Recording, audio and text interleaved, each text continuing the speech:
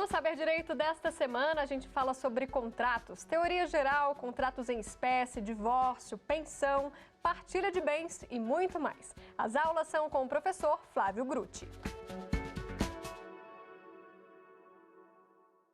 Olá, amigos, estamos de volta e agora nós vamos dar sequência à nossa aula número 2. Na aula número 1, nós abordamos a teoria geral dos contratos e falamos um pouquinho a respeito do novo contrato, da humanização do direito civil, daquele viés patrimonialista que ficou para trás. E agora, na sequência, eu acho interessante nós abordarmos alguns dos contratos em espécie. E eu escolhi com maior força 3. Os contratos de compra e venda, os contratos de doação e os contratos de corretagem. Vamos começar, então, pelos contratos de compra e venda. E eu aproveito para dirimir algumas dúvidas que muitas pessoas têm a respeito desse tipo de contrato, o contrato de compra e venda. O contrato de compra e venda, ele envolve bens móveis ou bens imóveis. Nós temos que entender que um deles está revertido de muita complexidade, de muita solenidade. O outro não, o outro é mais tranquilo. Então, por exemplo, vamos supor, eu vou interagir com você que está me vendo. Eu vou comprar o seu carro, portanto, é um contrato de compra e venda de bem móvel. Você cobrou por esse carro 100 mil reais. Eu entreguei para você 100 mil reais, ou depositei na sua conta, e ato contínuo você me deu as chaves do carro. O que aconteceu? Pagamento do preço, entrega da coisa e o contrato de bem móvel está pronto. Nós já tivemos aí a tradição. Tradição significa entrega. Então, quando se trata de carros, se eu paguei e recebi o carro, já houve uma inversão do domínio ou inversão da propriedade. Modernamente, domínio e propriedade significam a mesma coisa. Ou seja, eu já sou dono do carro, mas Flávio, e aquele registro do documento único de transferência no Detran? Ok, tem que ser feito, mas isso constitui mero exaurimento administrativo. Agora vamos inverter aqui o objeto da nossa transação. Eu vou negociar com você, que está me ouvindo, um imóvel. Você me cobrou por esse imóvel 1 milhão de reais. Eu depositei na sua conta 1 milhão de reais e você me emitiu na posse. Você me deu as chaves, eu entrei no apartamento e lá eu comecei a morar. Fixei meu domicílio nesse apartamento. Do ponto de vista estrito sensu, do ponto de vista jurídico apenas, eu ainda não sou o dono desse imóvel, embora eu tenha pago o preço e você tenha feito a minha emissão na posse. Mas por que eu ainda não sou o dono deste imóvel? Porque ainda falta uma solenidade essencial. Essa solenidade é a escritura pública registrada no cartório de registro imobiliário. Do ponto de vista técnico-jurídico, só acontece a inversão da propriedade, repito, ou inversão do domínio, no momento em que esse registro ele é realizado, ok? Agora, o que é coisa para você? Nós falamos muito em direito das coisas. Coisa, em direito, é tudo que não é humano. Enquanto eu estou negociando com você o carro, entre mim e você, existe uma relação do direito obrigacional. Enquanto eu estou negociando com você aquele imóvel, existe entre mim e você uma relação de direito obrigacional. Agora, no momento em que eu recebi a coisa é o carro ou o imóvel, entre mim e a coisa não existe mais um direito obrigacional. Existe um direito real.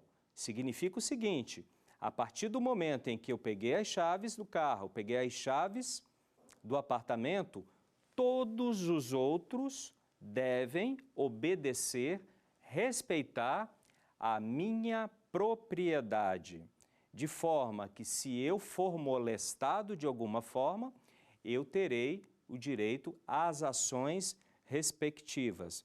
Dito de outra forma, se eu recebi aquele carro, todos devem respeitar a minha posse e a minha propriedade, porque se não fizerem, eu posso eventualmente buscar uma ação de reintegração de posse, uma ação de manutenção de posse, quando se trata de bem imóvel. E eu também teria direito aos interditos proibitórios. Quando eu tenho uma coisa, essa coisa tem que surtir efeitos erga omnes para todos. Todos devem respeitá-lo. Este é o contrato de compra e venda. De bem imóvel, opera-se com a simples tradição, pagamento e entrega da coisa.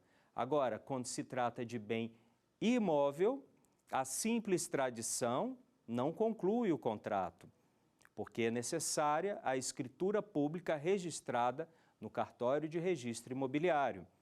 Imaginem aquelas situações nas quais você é um promitente comprador. Aliás, lembrei de um ponto importante. Você já parou para pensar porque todo instrumento é chamado de instrumento particular de promessa de compra e venda? Justamente porque aquele contrato inicial ainda não é o contrato definitivo. O contrato imobiliário, o contrato que diz respeito à transação de um bem imóvel, é a escritura pública. Aquilo que você faz antes, aquele contratinho, que às vezes vira o contrato de gaveta, ele é um instrumento particular de promessa. Promessa porque ele vai ser executado lá na frente, quando o preço for pago. Aliás, esses instrumentos particulares de promessa de compra e venda, eles são dispensáveis.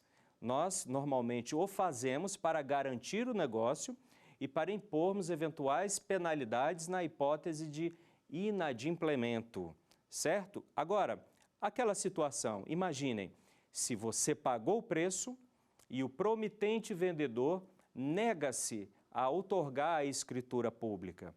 Antes, você tinha que ingressar com uma ação de obrigação de fazer. Hoje, o Código Civil oferece uma solução muito mais prática, que é a ação de adjudicação compulsória.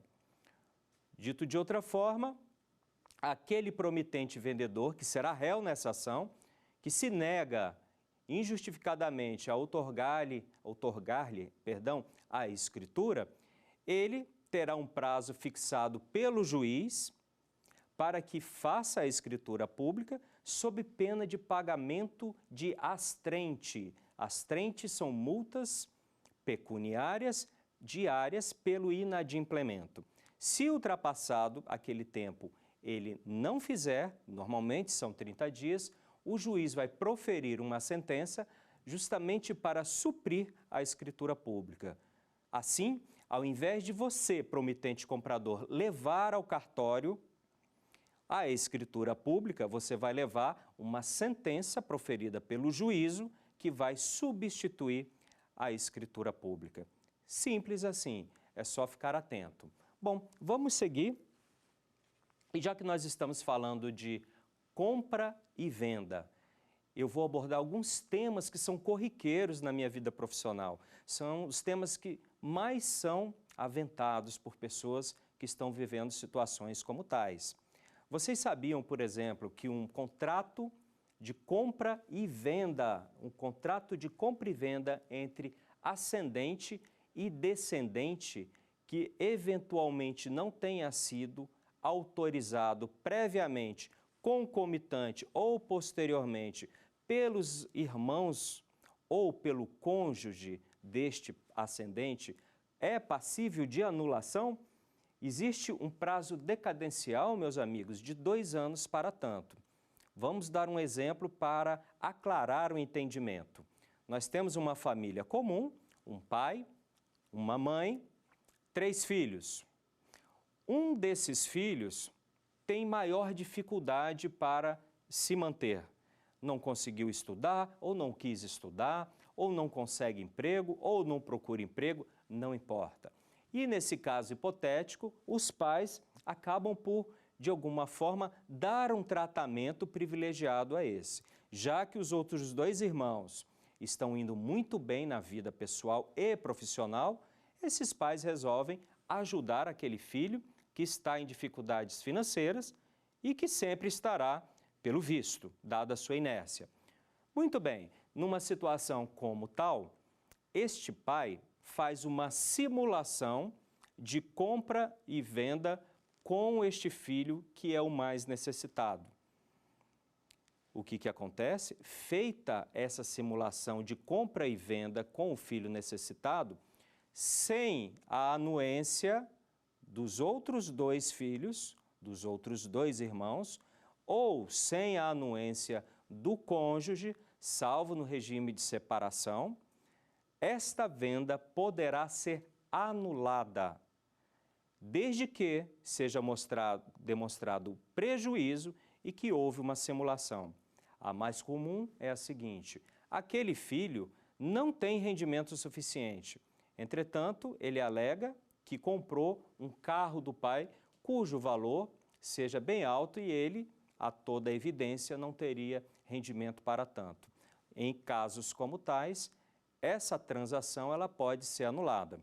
Aqui eu abro um parêntese para fazer uma diferenciação entre anulabilidade de um negócio jurídico e nulidade de um negócio jurídico.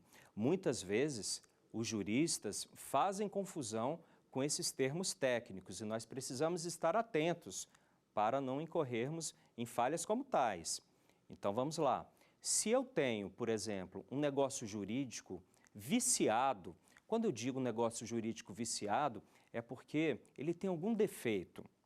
Se eu tenho um defeito nesse ato jurídico, nesse negócio jurídico, eu posso anulá-lo no prazo decadencial, desde que eu faça a subsunção dos fatos à norma, ou seja, desde que eu pegue o caso concreto e o enquadre em alguma das hipóteses em rol taxativo, portanto fechado, que constam do Código Civil. Portanto, atos são anuláveis quando eivados de erro, dolo, coação, estado de perigo, lesão e fraude contra credores. Todas as vezes, portanto, que eu tiver alguma ocorrência que se enquadre numa dessas 6 hipóteses, eu tenho um ato anulável. Agora, se aquele a quem aproveitar a anulação do negócio jurídico mantiver-se inerte por um prazo determinado, pelo prazo decadencial, significa que aquele defeito existente no negócio jurídico estará convalidado. Convalidação, dito de uma forma bem popular, é você conferir, atribuir, dar validade a um defeito que existia e que deixou de existir esse defeito porque aquele a quem aproveitaria manteve-se inerte por determinado tempo. Aí você teve a convalidação. O que era errado, o que era viciado, tornou-se correto, tornou-se sem vício. Quando eu peço a anulação de um negócio jurídico e o juiz julga procedente o meu pedido para anular aquele negócio jurídico, normalmente os efeitos são pró futuro, para o futuro, é o que nós chamamos de efeitos ex nunc. Agora, se eu tenho, por exemplo, um ato passível de nulidade, eu também tenho um defeito naquele negócio jurídico, só que é um defeito muito maior. Eu costumo brincar que no ato anulável eu tenho um viciozinho, aspas. Agora, no ato nulo eu tenho um viciozão, aspas. O que significa? Este negócio jurídico passível de nulidade tem um defeito tão grave que ele não se convalida. Ele não fica sujeito sequer aos prazos prescricionais e os prazos decadenciais.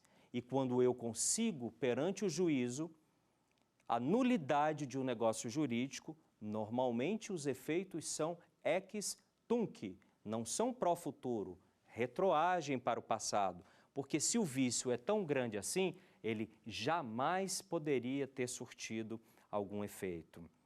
Eu coloco sempre em geral, normalmente, na maioria das vezes, porque não é raro que o Poder Judiciário, para resguardar algumas situações jurídicas, para dar segurança jurídica, alguma estabilidade jurídica, faz modulação dos efeitos. Às vezes, não é impossível, pode-se declarar a nulidade de um negócio jurídico ou até de uma lei declarada inconstitucional, e o Supremo Tribunal Federal, em casos como tais, pode modular os efeitos. Respeita as situações pretéritas que foram procedidas e ultimadas conforme aquela legislação e, doravante, não aceita. Feita esta distinção, eu vou chamar um assunto que é bem interessante, que é o contrato de compra e venda ad mensuram ou contrato de compra e venda ad corpus.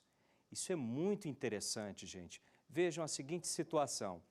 Todas as vezes que a metragem do imóvel for fundamental para a fixação do preço, eu tenho uma venda com característica ad mensuram. Por exemplo, se eu for comprar um terreno e nesse terreno eu souber a metragem exata e essa metragem exata for o balizador do preço, eu tenho a venda ad mensuram. Amanhã ou depois eu recebo esse terreno, eu sou emitido na posse desse terreno e eu descubro que ele não tem a metragem que consta da escritura pública. Ele não tem a metragem indicada como referência para a fixação do preço. Eu tenho 3 alternativas diante de uma venda ad mensuram. A primeira é ajuizar uma ação chamada quanti minores. Na ação quanti minores, eu vou buscar uma redução proporcional do preço. Então, por exemplo, se eu comprei um terreno com 10 mil metros quadrados e eu recebi um terreno com 9 mil metros quadrados, eu vou buscar o ressarcimento exatamente desses 1.000 metros quadrados. Uma outra opção que eu tenho, ainda na seara das vendas ad mensuram, é buscar o complemento da área, que nós chamamos de ação ex empto. Quando for possível, eu peço ao promitente vendedor que aquela área que está faltando seja acrescida. Muito comum quando eu compro terreno e o vendedor é o vizinho lindeiro e ele avança a cerca demarcatória de maneira fraudulenta ou não, e aí eu descobrindo que se trata de um avanço indevido, eu peço para ele complementar a área, ou seja, derruba a cerca, chega para o outro lado e aí sim eu vou resgatar os meus 10 mil metros. E a última e drástica solução seria justamente a resolução do contrato, a rescisão, mas na específica resolução em face do inadimplemento. Agora, vejam, essa foi a venda ad mensuram. Eu também tenho a venda ad corpus. Imaginem, pois, eu vou criar um nome fictício de uma fazenda. Eu quero comprar a fazenda São Miguel. Me veio à mente agora. Eu sei que essa fazenda São Miguel, ela é vizinha à fazenda São Gabriel e à fazenda São Pedro. Aqui na frente da fazenda passa um rio e na parte anterior da fazenda a rodovia. E eu sei que essa fazenda tem aproximadamente 10 mil metros quadrados. Se tem essa palavra aproximadamente, cerca de 10 mil metros quadrados, mais ou menos 10 mil metros quadrados, ou se na escritura ou no contrato particular de promessa de compra e venda já vem especificado que esta venda tem natureza ad corpus, significa o seguinte: amanhã ou depois, quando eu descobrir, e se eu descobrir que essa fazenda não tem 10 mil metros quadrados, mas 8, 7, 9 mil metros quadrados, eu não terei direito à resolução do contrato, eu não terei direito à redução proporcional do preço, nem terei direito a exigir complemento de área. Por quê? Porque se é ad corpus, há uma presunção absoluta. A presunção nem é relativa. A presunção relativa é quando admite prova em contrário. A presunção é absoluta de que eu conhecia aquele espaço, de que eu conhecia aquela fazenda e que eu me satisfiz com aquela fazenda do jeito que está. Portanto, as pessoas me perguntam muito, como diferenciar uma de outra? Pelo documento, pela escritura, pela forma como o negócio foi entabulado e cumprido. Ad mensuram, hoje em dia, é a regra. Ad corpus, exceção. Quando a venda for ad corpus, no contrato particular de promessa de compra e venda e na escritura, existe essa diferença, cerca de, mais ou menos, aproximadamente ou de maneira taxativa. Trata-se de uma venda ad corpus. A diferença básica, na ad corpus você não tem ação quanti minores, não tem ação ex empto e nem tem direito à resolução do contrato porque inadimplemento não há. A presunção, ela não é relativa, ela é absoluta de que você, promitente comprador da fazenda, conhecia as dimensões, aquela unidade como estava. Ok? Bom, vamos mudar de tema agora, vamos passar para outro que também fervilha na vida real, que é a anulação de doação feita à concubina. Olha, esse exemplo vale para os dois gêneros, mas como eu sou homem, normalmente nós fazemos o exemplo citando a concubina. Poderia ser o concubino também. Eu gosto sempre de fazer esse esclarecimento. Vamos primeiro delinear o que é concubina e o que é uma companheira. São institutos diferentes. Vejam bem, a união estável é uma união pública, contínua, duradoura, com a finalidade de constituir uma família. Na união estável, não é necessário um tempo estabelecido de convivência marital, nem é relevante o fato de ter ou não ter filhos e a coabitação. Em 1994, quando se regulamentou pela primeira vez a Constituição de 88, que reconheceu a validade das uniões não precedidas de casamento, fez-se uma regulamentação no sentido de que deveria-se ter um tempo mínimo de 5 anos ou prole, ou filhos. Em 1996 veio uma nova lei, 9278, o número dela, que fulminou o requisito temporalidade e fulminou a necessidade de prole.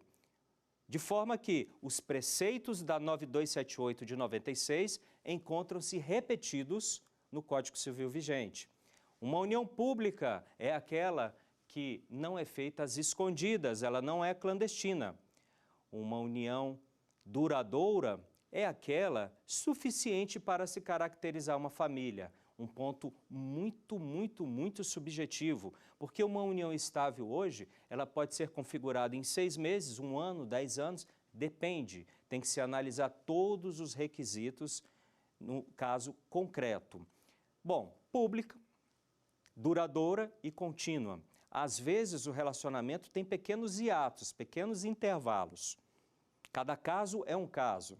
Então, por exemplo, aquele casal está vivendo uma união estável há 2 anos, briga, ficam separados por 15, 20 dias, depois voltam. Não é um espaço considerável para descaracterizar essa união estável. Agora, se eles separam-se, ficam separados durante 6 meses e nesse interstício o homem e a mulher arrumam outros namorados e se apresentam na sociedade como tal. Aí já houve uma ruptura da união estável. E, finalmente, o requisito principal com a finalidade de constituir família. Conceito aberto, abstrato e que o juiz tem que analisar caso a caso. Então, vejam, união pública, contínua, duradoura, com a finalidade de constituir família. Como que você prova isso? Inclusão da companheira em plano de saúde, inclusão como beneficiária na Previdência como beneficiária na Receita Federal.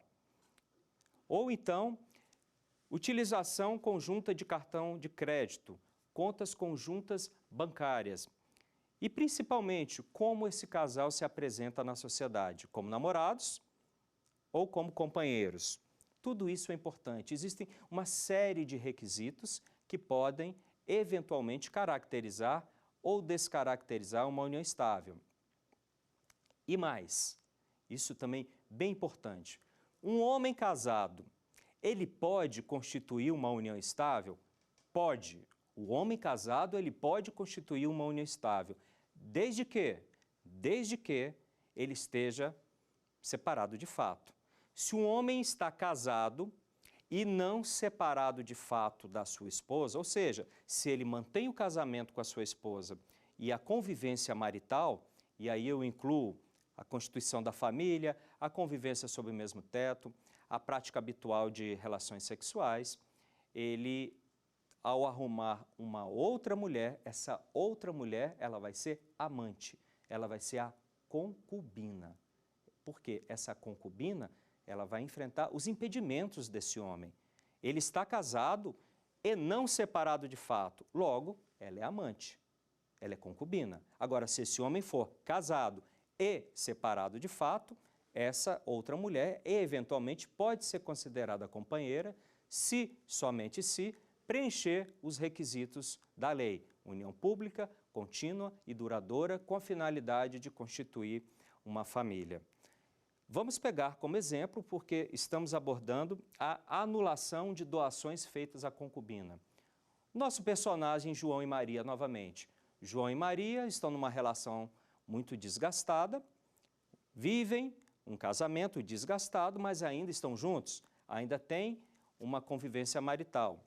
A Maria, desconfiada, consegue descobrir que o João doou para uma terceira mulher, vamos chamar de Sofia, um nome hipotético me veio à mente agora, e aí essa doação foi feita mediante uma simulação de compra e venda. Como assim? O João queria presentear, ou seja, queria fazer uma doação para sua amante Sofia. Mas, para tentar justificar, o que ele fez? Simulou que estava fazendo um contrato de compra e venda de um imóvel ou de um carro com esse terceiro elemento, que é a Sofia. Na verdade, o que ele fez? Uma doação simulada de contrato de compra e venda para sua amante. Em hipóteses como tais, o que pode fazer a Maria e os herdeiros do João no caso de óbito? Podem anular essa doação feita à concubina. E essa anulação, ela constitui um prazo decadencial. Isso tem que ser feito em 2 anos após a dissolução da sociedade conjugal. Tem uma diferença.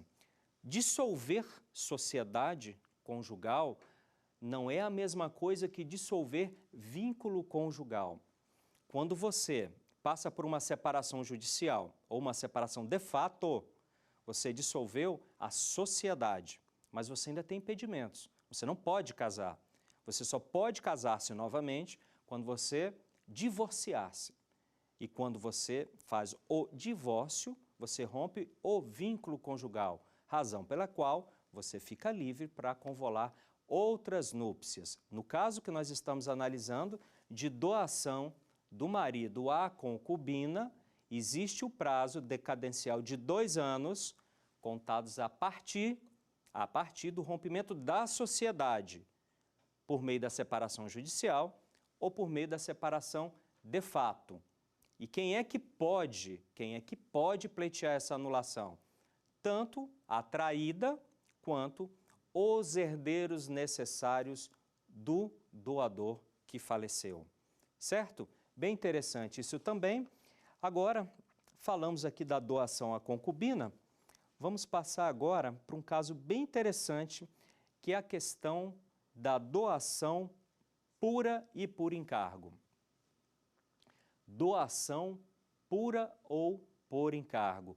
Doação é uma liberalidade de alguém em vida. Como assim? eu posso simplesmente pegar alguma parte do meu patrimônio e doar para uma outra pessoa sem querer nada em troca. Mas eu também posso doar alguma parte do meu patrimônio para uma terceira pessoa ou para uma instituição que ainda vai ser criada, mas querendo algo em troca. O que seria esse algo em troca? Seria justamente o que nós chamamos de encargo. Quando a doação é pura, nós aceitamos, nós admitimos uma aceitação tácita. Quando essa doação é com encargo, o donatário, ou seja, aquele que recebeu, ele tem que aceitar de maneira expressa. Não admite-se, portanto, na doação com encargo, uma aceitação presumida. O nascituro, por exemplo, que é o ser que já foi concebido, mas ainda não nasceu, que nós chamamos também de conceptus, ou seja, aquele ser que já está no ventre da mãe, mas ainda não nasceu com vida, ele pode ser donatário, desde que seu representante legal aceite. E essa aceitação do representante legal, pensamento que também pode ser elastecido para os incapazes, ele só não precisa dar aceitação pelo representado quando se tratar de doação pura. Na doação com encargo, sim. Muito bem. Eu estive muito pensando a respeito disso tudo. Pensei bastante como que pode ser uma doação com encargo. Existem. E um exemplo prático que eu posso trazer para vocês foi de um determinado senhor que foi acometido de uma grave doença e, vislumbrando a morte, ele e a sua esposa decidiram que uma fazenda que era de bom grado para eles, que era muito importante, fosse doado para uma instituição religiosa. Todos na família estranharam, eu confesso que eu também estranhei, mas eles me disseram o seguinte: Flávio, nós queremos doar a nossa fazenda para uma instituição religiosa, mas tem uma condição. Eles terão o prazo de 12 meses para que essa fazenda seja transformada num centro de reabilitação para doentes de câncer. Eu achei a atitude muito nobre e fizemos o documento nesse sentido. Antes, porém, esbarramos num detalhe. Você não pode doar todo o seu patrimônio. Você não pode doar todo o seu patrimônio em vida e ficar sem nada para a sua própria subsistência. É necessário que seja resguardado o mínimo existencial. Outro ponto muito importante. Se você tiver herdeiros necessários, quem são os herdeiros necessários? Os descendentes, os ascendentes, cônjuges e companheiros, você, no momento da liberalidade, no momento da doação, você não pode ultrapassar aquilo que seria possível para ser testado. Explico. Suponhamos que determinado homem tem um patrimônio de R$1 milhão. No momento da liberalidade, ou seja, no momento que ele vai doar, ele tem que ver qual é o valor de todo o seu patrimônio. Primeiro, ele não pode doar tudo. Segundo, se ele tem um patrimônio de R$1 milhão e ele tem filhos ou ele tem ascendentes, ele tem que resguardar 50% da parte chamada legítima. Os outros 50% nós chamamos da parte disponível. Portanto, só pode doar aquilo que estiver enquadrado na parte disponível. No caso específico, fizemos uma conta a respeito do patrimônio naquele momento e vimos que a doação da fazenda não avançaria sobre a parte relacionada à legítima. E aí a doação foi feita, uma doação com encargo, essa instituição religiosa aceitou a doação com encargo e eles próprios tiveram que fazer reuniões entre a cúpula dessa instituição religiosa para ver se iam ou não aceitar esse encargo, porque seria uma tarefa muito grande. Muito bem, esse é um exemplo de doação, um instituto tão importante que gera tantos reflexos, gera tanta repercussão, inclusive tributária. E agora eu vou passar para um outro tema também muito comum no dia a dia, que é o tema corretagem. Corretagem. Os corretores de imóveis, eles não têm um código específico como nós, advogados, temos. São 8 artigos no Código Civil que se prestam para regulamentar todas as suas ações. Mas aqui, nessa exiguidade de tempo, eu vou chamar a atenção para um ponto muito interessante e sensível, que é a questão do contrato de exclusividade. Suponha-se que você começou a vender o seu imóvel. Está difícil, não aparece ninguém, o seu círculo social não apresenta nenhuma oportunidade, seu network está fraco, você não consegue vender o imóvel. Até que aparece um corretor de imóveis, ele sim tem a expertise necessária e lhe propõe um contrato de exclusividade por 90 dias, com prorrogação automática por mais 90 dias ou com prorrogação automática por prazo indefinido. Dito de outra forma, você dá poderes para aquele corretor vender, anunciar e vender o seu imóvel por exclusividade pelo prazo determinado de 90 dias. Nesses 90 dias, ele ficará autorizado a levar pretensos compradores até o seu imóvel. Agora, olha só como é sensível essa parte. Suponhamos que você contratou o corretor chamado João. Mais uma vez vamos invocar o personagem. O João está levando muita gente no seu imóvel, mas numa conversa informal, num happy hour, você fala para algum amigo do seu serviço que está vendendo seu imóvel. E esse amigo do seu serviço fala, olha, eu me interesso, eu vou comprar esse imóvel. E você efetivamente vende esse imóvel para o seu amigo. Você tem que pagar a taxa de corretagem para o João, que fez o contrato por exclusividade? Tem. Se você vender no prazo de contrato de exclusividade o imóvel para terceiros, ainda que o corretor João não tenha participado dessa aproximação entre comprador e vendedor, ele faz jus à taxa de corretagem que tenha sido ajustado. Mas Flávio, isso é tão injusto? Pode até ser, mas pense por outro lado, aquele corretor, por muito tempo, está gastando dinheiro com anúncios, combustível para levar a pretensos compradores, com manutenção de sites. Então, se você colocar 2 pesos e 2 medidas, você pode, de repente, mudar de opinião.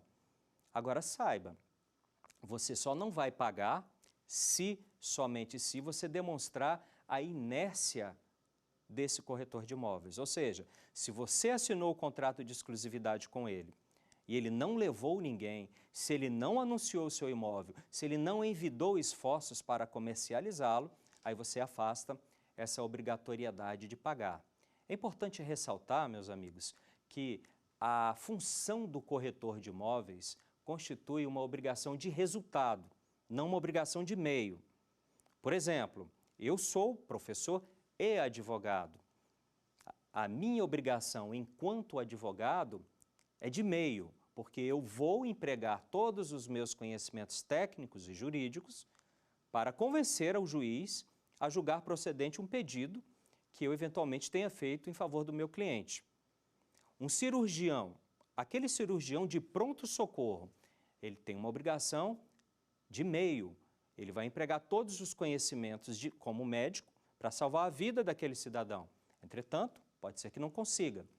Agora, o cirurgião plástico, que promete que o cliente vai ficar com a boca dessa forma, com o nariz da outra forma, ele tem que atingir o resultado, senão ele está inadimplente. A obrigação para o cirurgião plástico é de resultado.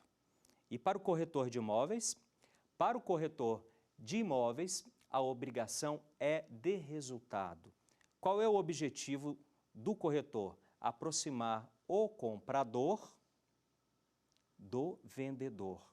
E o que seria o resultado útil? O Superior Tribunal de Justiça já decidiu, num voto brilhante, o que foi fixado naquela assentada. O seguinte, se o corretor de imóveis aproximou um pretenso comprador daquele promitente vendedor e se dessa aproximação das partes, houve o aperto de mão, ok, a assinatura de um pré-contrato ou assinatura de um instrumento particular de promessa de compra e venda e a entrega do sinal, que nós chamamos de arras confirmatórias, o negócio está fechado, o resultado foi concretizado. Se amanhã ou depois as partes desistirem, ou seja, se amanhã ou depois o comprador ou o vendedor desistir, estará assegurada a corretagem a esse profissional. Portanto, cuidado com o contrato de exclusividade quando vocês forem contratar um corretor que exerce essa profissão tão brilhante. Vamos agora ao quiz?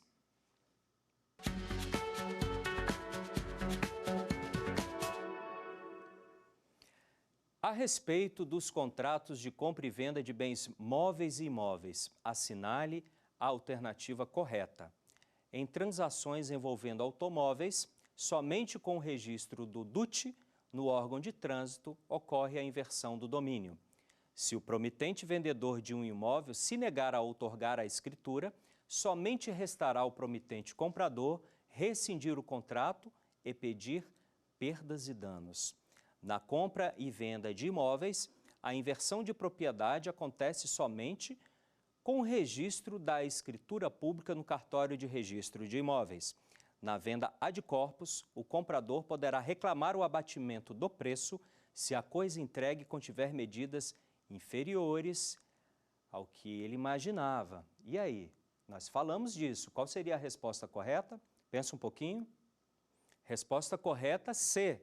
Na compra e venda de imóveis, a inversão da propriedade acontece somente com o registro da escritura pública no cartório de registro de imóveis, que é o contrário do que acontece com os bens móveis, que a simples tradição, entrega do bem, já conclui o contrato. E eu também gostaria de ressaltar na alternativa A, que as transações envolvendo automóveis, somente com o registro do DUT no órgão de trânsito ocorre a inversão de domínio. Não. Como eu disse na explanação da nossa aula, o registro no DETRAN do DUT preenchido em nome do comprador é mero exaurimento administrativo. Acontece que, se o comprador nada fizer, você tem o direito de ajuizar uma ação de obrigação de fazer e pedir ao juiz que cumule as trentes, multas diárias por descumprimento, no caso de inércia, porque isso é uma obrigação. Se comprou o carro, tem que efetuar o registro. O outro ponto que eu gostaria de ressaltar, letra B, se o promitente vendedor de um imóvel se negar a outorgar a escritura, somente restará a rescisão do contrato e perdas e danos? Não.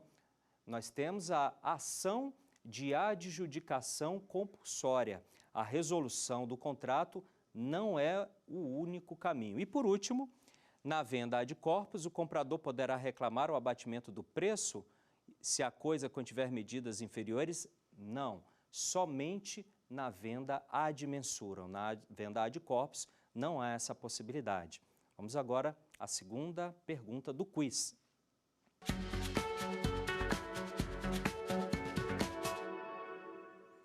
Quanto à corretagem, assinale a correta.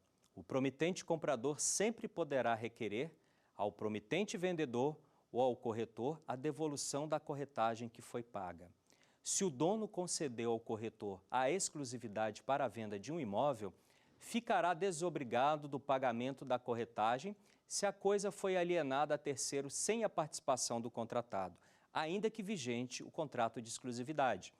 A obrigação do corretor de imóveis é de meio e não de resultado. Se o dono concedeu ao corretor a exclusividade para a venda de um imóvel, ficará obrigado ao pagamento da corretagem se alienar a coisa a terceiro, mesmo sem a participação do contratado e ainda que vigente o contrato de exclusividade.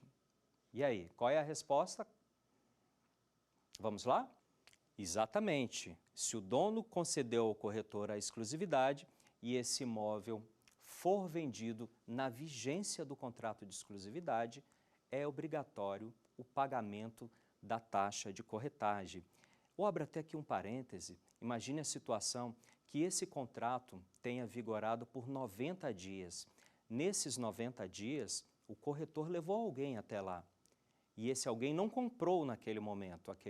Esse alguém só foi comprar o imóvel 6 meses, 7 meses, 10 meses depois.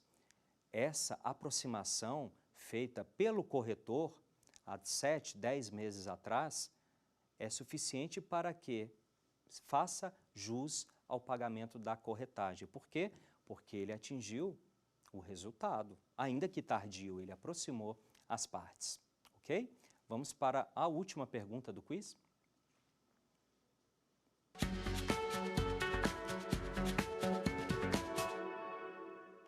Em relação à doação, assinale a alternativa correta.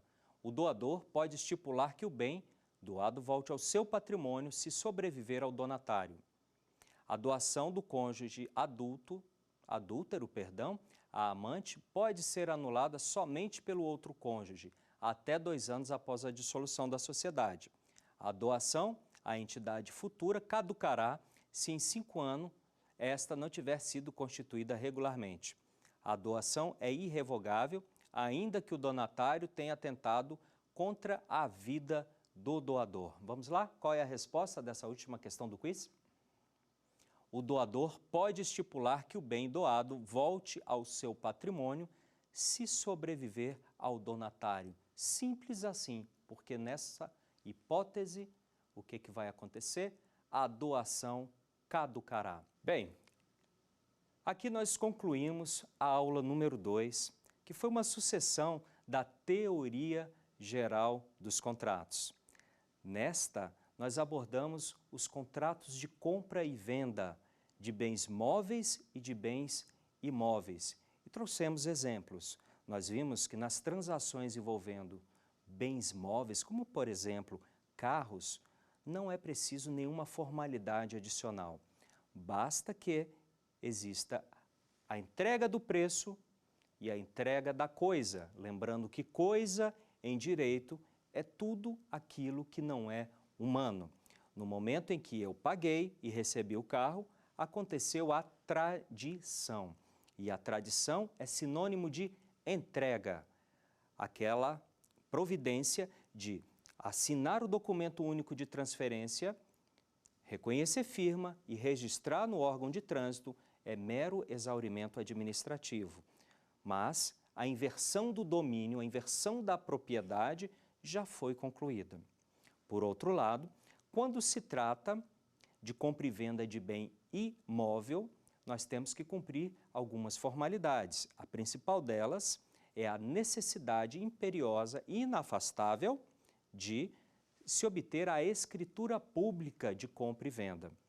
Obtida essa escritura pública de compra e venda, eu tenho que efetuar o registro no cartório de registro de imóveis.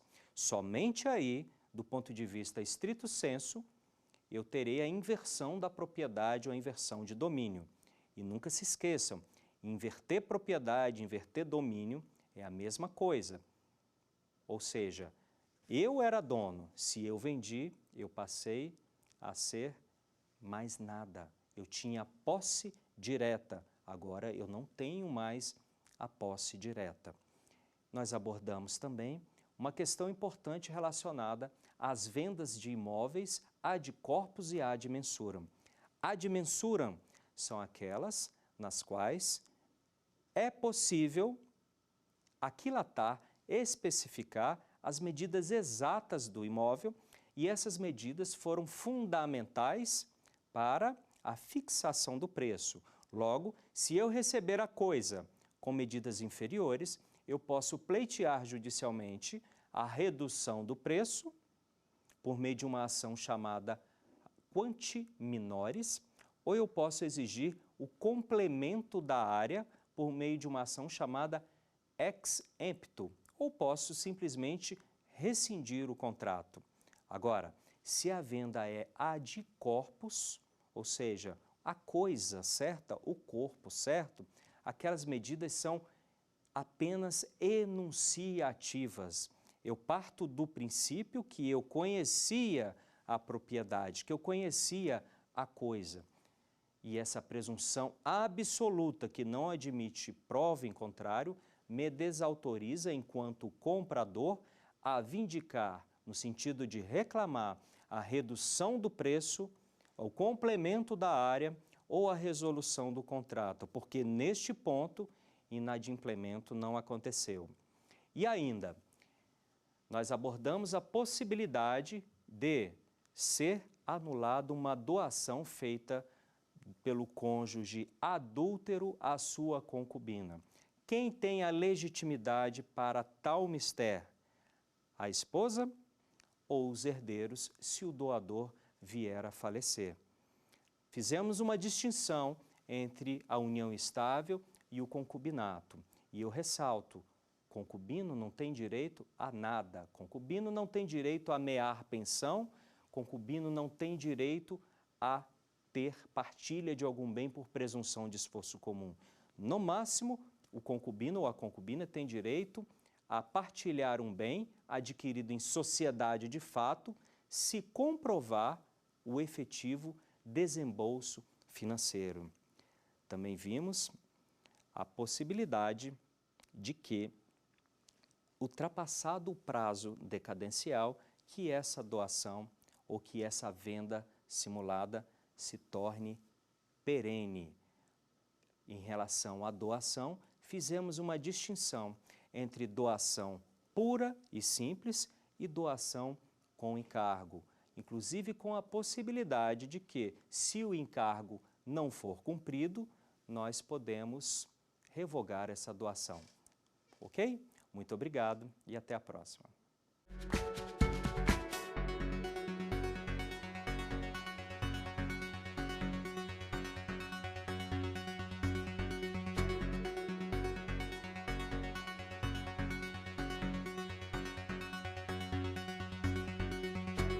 Quer dar uma sugestão de tema para os cursos do Saber Direito? É só mandar um e-mail para a gente, saberdireito@stf.jus.br. Ou então, entre em contato pelo nosso WhatsApp. O número é este que aparece na sua tela. Você também pode estudar pela internet. Acesse tvjustiça.jus.br. Reveja ainda as aulas no nosso canal do YouTube, TV Justiça Oficial.